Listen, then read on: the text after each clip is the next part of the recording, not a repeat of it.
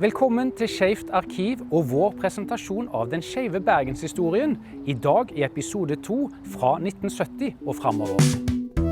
Sjømannen Kenneth Brophy mønstret av i april 1970 og kom hjem til hjembyen Bergen. Han hadde vært medlem av det norske forbundet av 1948 i 2 år, og begynte å leke med tanken om å danne det som da ville være den første lokalavdelingen av forbundet i Norge. Ingen av avisene ville trykke annonser til stiftelsesmøte, så Kenneth Brophy måtte oppsøke andre arenaer for å finne potensielle medlemmer. Da hadde jeg gått med flyveblader på det som vi i Bergen kaller for tehusene. Og det var da pissoarene i sentrum, hvor det var eneste stedet hvor homofile møttes eller kunne oppnå å få kontakt med folk. Ellers så gikk man gjerne på Ugla Café, som var kjent som en homofil sted, for å si det sånn. Så den 17. november da møttes 35 homser i Bergen. En av de var kvinner, ingen flere. Daværende informasjonsleder i DNF 48, Kim Friele, var også en tur i hjembyen for å delta på stiftelsesmøte. Og hun uttalte blant annet: lokalavdelingene skal forsøke å få de homofile til å se på seg selv som mennesker, ikke først og fremst homofile. Og den gang så var det vanlig å bruke homofil om både menn og kvinner. Første oppgaven for det nyvalgte interimstyret det var å finne et passende lokale. Dette var heller ikke noe de fikk lov å annonsere etter i avisene, men Kenneth Brophy møtte en gammel kollega fra sjøen som kunne fortelle at han hadde startet en kafé på Landås som heter Arnolds Café. Dette var en ungdomskafé i ukene, men i helgene så var lokalet ledig. Og DNF-medlemmene tok med seg platespiller, plater og drikkevarer selv. Men antallet som ville være med økte raskt, og lokalet ble fort for lite og for trangt. Det var ikke plass til å danse, og dermed måtte de begynne å se seg om etter et nytt sted å samle. Og det stedet, det skulle bli en sveitservilla plassert i et av byens fineste strøk. Ranhuset det er jo en stor trevilla oppe i Kalfaret, og som forbundet leide og hadde arrangementer da hver lørdag, så vidt jeg husker. Pluss at det var et par sånne et loftsrom hvor det var kontorlokaler. Og det hadde jo fordelen av at det var innenfor gangavstand fra sentrum, men samtidig så var det litt usjenert. Det var en stor åpen plass ved siden av en parkeringsplass og sånn da. Så det var ikke noen naboer tett innpå. For det var jo også de ting som man i disse tidlige homostedene bekymret seg litt om. Det var jo om hvorvidt man kunne bli observert og oppdaget. Godt var det da at noen av de mest populære festene forbudet arrangerte, det var karneval.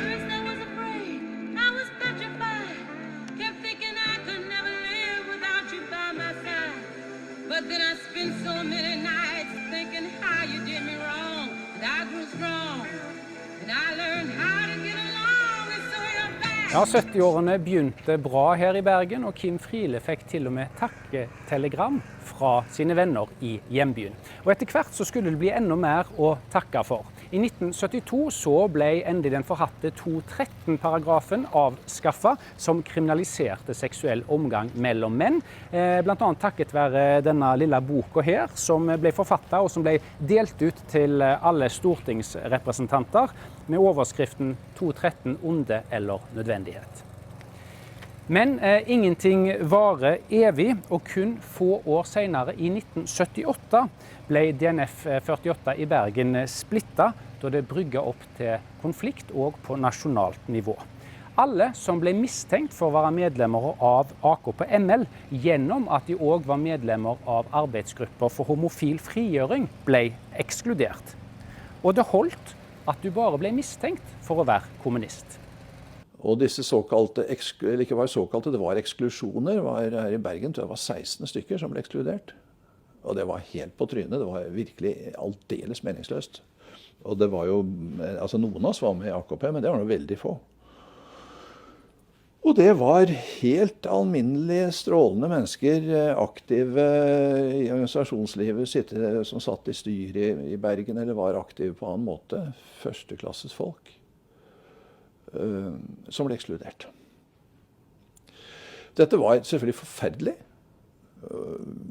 Nettopp fordi at det sosiale miljøet betyr veldig mye. Og det skjedde i regi av forbundet 1948. Så ville vi jo ikke gå i passivitet, så vi startet homofil bevegelse i Bergen. HBB ble en veldig viktig møteplass i årene fremover. Og det var også gjennom organisasjonen at det nye møtestedet Frimerket kom på plass i Sandviken. HBB er nå nedlagt, men Skeivt arkiv har overtatt hele arkivet derifra, blant annet et stort billedarkiv. Og for et par år siden så inviterte vi gamle medlemmer opp til oss til mimring og til identifisering av det enorme fotoarkivet. Det vi mener det er fra 81, og da hadde vi den slangen. Og ideen med den var jo at det var ikke... De ville gå i toget, men de ville gjemme seg. Det var meg i 8. mars 1980, for 20 kilo siden. Har du fått noen overraskelser? Nei, ikke overraskelser, men det er faktisk en del ansikter vi ikke kjenner igjen, og ikke vet hvem var. Og det er jo litt dumt da. Man er ikke så redd for å ta bilder nå som man var på 70-tallet. Da var det ikke populært å ta opp et fotoapparat og ta bilder av de som satt der. Det var ennå ganske... Ja, vi gjorde ikke det. Det var veldig hyggelig. Artig å treffe igjen de gamle som vi jobbet med på den tida. Ja, spennende å se gjennom dette materialet. Og lesbene hadde en stor og viktig plass i bergensmiljøet. Og i ettertid så er det en sommer midt på 80-tallet som har fått stor oppmerksomhet. Jentene samlet seg til forspill under navnet Frøken Stiftelsen. Masse damer, vet du. Og vi var jo helt sjokkskadd, tror jeg, når vi kom inn. Og det var helt opplagt at noen av de var kjærester, for de hadde mak-t-skjorte eller sånt. Da vet vi. Øen datt jo nesten ut av skallen, tror jeg. Men det var utrolig gøy. Skikkelig artig forspill. Og så gikk hele gjengen ned på Ranhuset, der det var stort lokale, diskjockey, bar. Og jeg følte meg så populær, vet du. For det første så var jeg jo ny, og alle er jo interessert i nye, i hvert fall i lesbemiljøet. Så det var skikkelig artig. Så da tok jo livet helt av. Så hvis du hadde spurt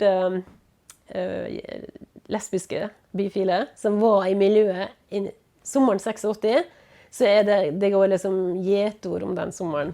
Lesbiske var også synlige i bybildet, som her på Stand. Og akkurat denne gruppen, Sapfo, ble til etter uenighet med mennene om porno.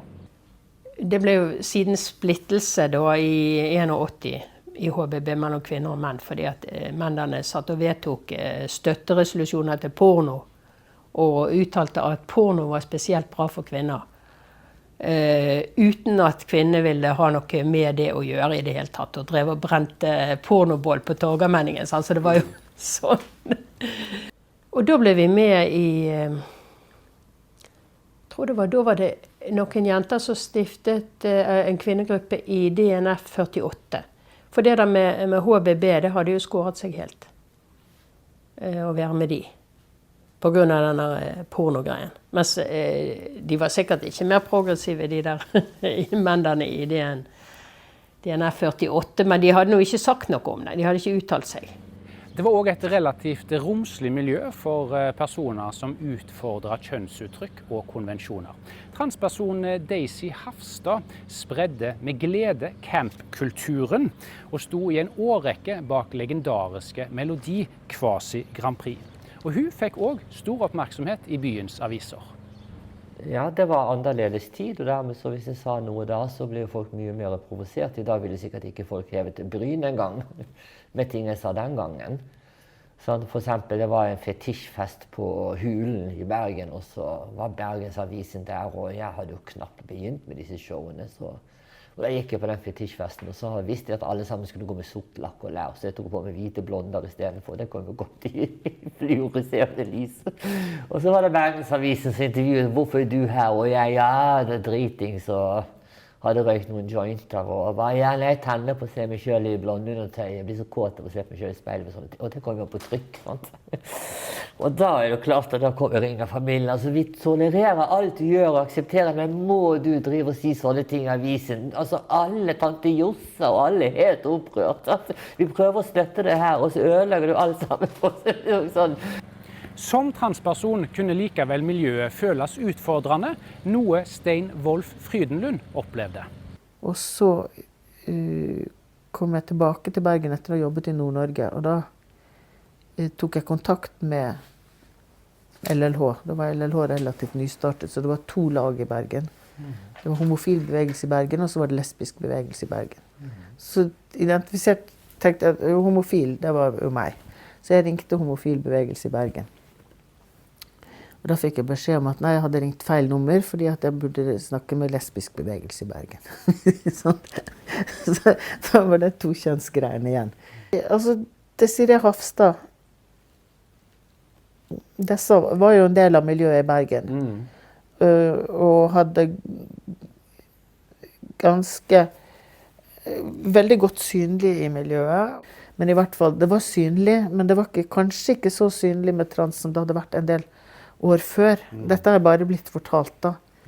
Men det fantes folk i utkant, transpersoner i forskjellige variasjoner, i utkanten av miljøet.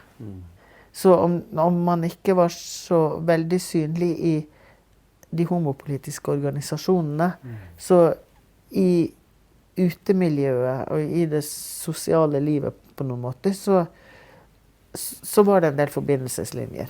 På 80-tallet slapp heller ikke Bergen unna den ødeleggende AIDS-epidemien, og de skeive miljøene ble spesielt hardt rammet. Og for ettertiden vil Bergen være et viktig sted for å hente kunnskap om dette feltet, når Skeivt arkiv har overtatt arkivene til HIV Norge. Arkivet strekker seg tilbake til 1987 og fylte 41 flytteesker. Det omfangsrike arkivet er en viktig del av dokumentasjonen på den norske kampen mot HIV og AIDS. Og organisasjonene og personene som leder denne kampen. Det er nå ferdig ordnet og klar for å forskes i. I tillegg har vi arkivet etter Helseutvalget for homofile som drev med forebygging av HIV og andre seksuelt overførbare sykdommer. 17. mai 1992 åpnet Bergen sitt nye skeive utested i et lokale hvor urmaker Finkelsen tidligere holdt til.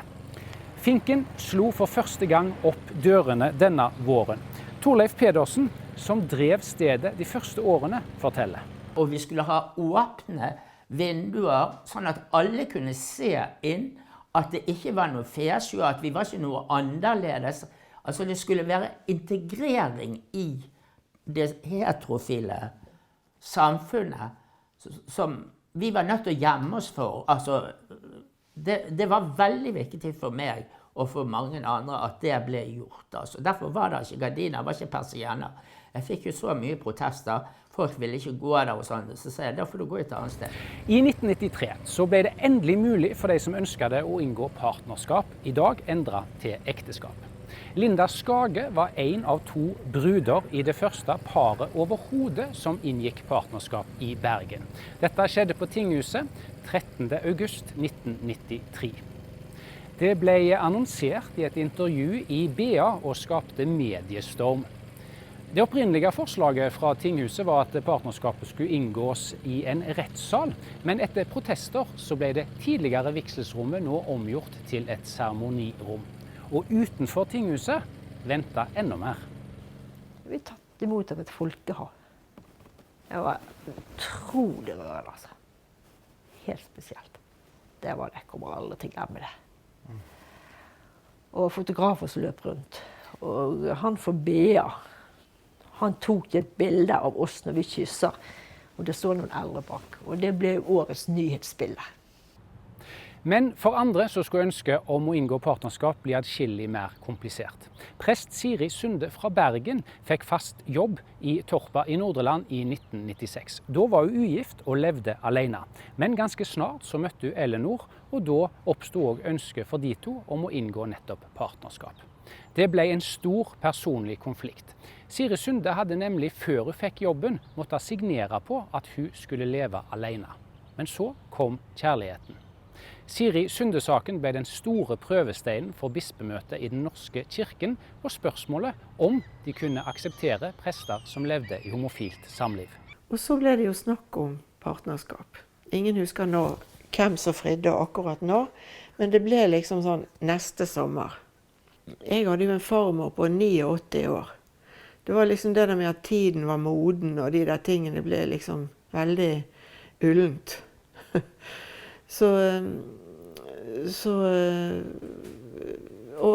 Men da står jeg jo der med dette valget mellom kirken og kjærligheten da.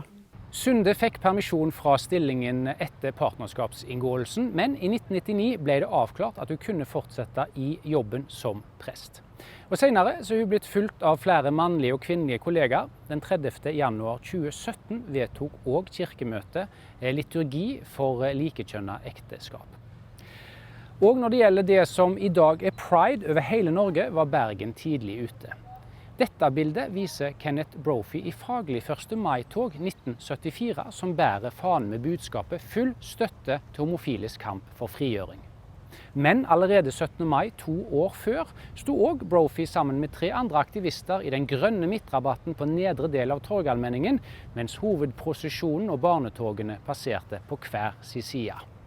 Der sto de og demonstrerte for homofiles rettigheter helt til de ble fjernet av politiet. Kanskje den aller første offentlige demonstrasjonen for homofile i Norge. Det har også vært egne homotog og homodager siden begynnelsen av 80-tallet. Siden har markeringen bare vokst, og de siste årene så har de tatt over hele festplassen i hjertet av byen. Skeiv Verden er en flerkulturell organisasjon og nettverk for lesbiske, homofile, bifile og transpersoner som jobber mot diskriminering uavhengig av etnisitet og religion. Skeiv Verden Vest er lokallaget til Skeiv Verden på Vestlandet med hovedsete her i Bergen. Og sånn så det ut i regnbueparaden over Bryggen for 2 år siden. Den skeive historien i Bergen den blir også fortalt fremover. Og på Skeivt arkiv så er vi glad for at vi de siste 5 årene har fått muligheten og oppgaven med å ta vare på denne unike delen av vår felles historie. Vi har enda mye plass til alt av spennende historie som også kommer i fremtiden. Takk for oppmerksomheten og happy Pride!